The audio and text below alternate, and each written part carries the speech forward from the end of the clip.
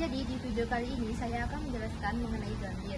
Apa sih itu gambir? Jadi gambir itu adalah tanaman yang berasal dari Asia Tenggara, terutama Indonesia dan Malaysia. Gambir memiliki nama ilmiah yaitu Uncaria gambir. Kandungan di dalam gambir itu ada tanin, katekin, dan epikatekin.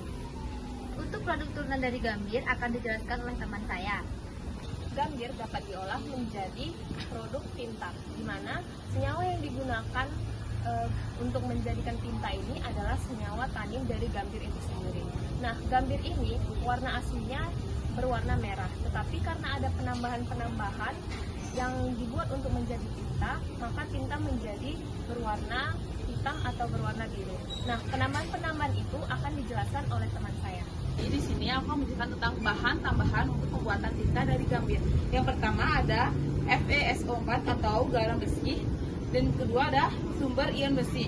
Bereaksi dengan tanin membentuk kompleks pigmen besi yang berwarna hitam atau coklat dengan konsentrasi mempengaruhi intensitas dan ketajaman warna tinta.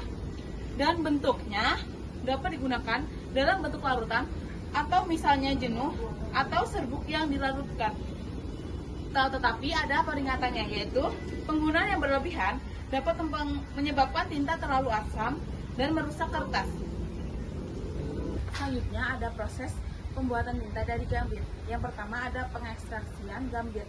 Yang pertama, gambir yang bulat atau yang utuh dihancurkan lalu ditimbang.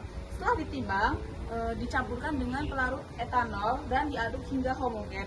Setelah homogen, didiamkan selama 24 jam. Setelah didiamkan, larutan tersebut disaring menggunakan saringan kain. Setelah disaring, mulai memasuki proses pembuatan tinta, yaitu dengan larutan ekstra gambir tersebut ditambahkan dengan FeSO4 dalam alkohol. Penambahan bahan-bahan tersebut dengan jumlah yang sama rata. Setelah itu diaduk hingga homogen. Setelah diaduk hingga homogen, ditambahkan dengan kristal violet dan pengadukan sampai homogen, lalu tinta gambir sudah siap digunakan. Lalu ada faktor yang mempengaruhi kualitas tinta. Yang pertama yaitu kualitas gambir. Kandungan tanin dalam ekstrak gambir sangat berpengaruh terhadap intensitas warna tinta. Semakin tinggi kandungan tanin, semakin pekat warnanya. Yang kedua, ada jenis dan konsentrasi mordan. Mordan adalah zat yang membantu mengikat warna ke media, misalnya kertas. Jenis mordan seperti tawas, besi sulfat, dan konsentrasi mempengaruhi warna akhir dan ketahanan tinta terhadap luntur. Yang ketiga, ada rasio bahan. Perbandingan ekstrak gambir, mordan, pelarut, dan bahan tambahan harus seimbang. Rasio yang tidak tepat biasanya menyebabkan tinta terlalu encer, terlalu pekat, atau cepat rusak. Yang keempat, ada proses pengolahan. Faktor seperti suhu, waktu pemanasan, dan cara pencampuran sangat menentukan stabilitas dan hasil akhir tinta. Dan yang terakhir, ada kualitas air. Jadi, gunakanlah air yang bersih, bebas mineral, dan tidak terkontaminasi. Air yang buruk bisa mempengaruhi pH dan menyebabkan tinta mudah rusak. Lalu ada standar mutu tinta gambir. Yang pertama, ada kadar padatan total. Kadar padatan total ini digunakan untuk mengukur konsentrasi pigmen. Tetapi, hal ini masih perlu penelitian lebih lanjut untuk menentukan batas idealnya. Yang kedua, ada viskositas atau kekentalan. Jadi, tinta harus sesuai dengan tujuan. Misal jika untuk tulis tangan, tinta akan dibuat encer hingga sedang. Dan jika untuk lukisan, tinta bisa dibuat lebih tebal atau lebih kental. Yang ketiga, ada intensitas warna. Tinta diukur secara visual atau dengan menggunakan spektrofotometer untuk mendapatkan hasil objektif. Yang keempat, ketahanan luntur.